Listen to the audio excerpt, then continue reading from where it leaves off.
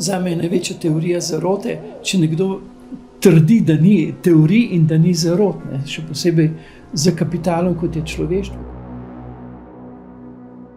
Saj tekmovalnost mora biti, ampak ne izključevalna.